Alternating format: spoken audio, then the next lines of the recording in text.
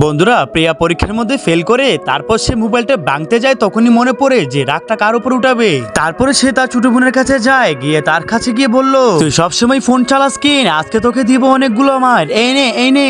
সবগুলা রাগ তার বোনের উপর উঠিয়ে এখান থেকে চলে যায়। তারপরে প্রিয়া বাজারে যাবে, দেখে তার মানি ব্যাগে টাকা শেষ হয়ে গেছে। তখন তো তার অনেক রাগ হয়, আর রাগ কার উপর মিটাবে, সামনে তার একদম ছোট বোন ছিল। তখন সে তার ছোট বোনের কাছে যায় রাগ মেটানোর জন্য, গিয়ে বলে, আরে তুই আজকে স্কুলে গেলি না কেন?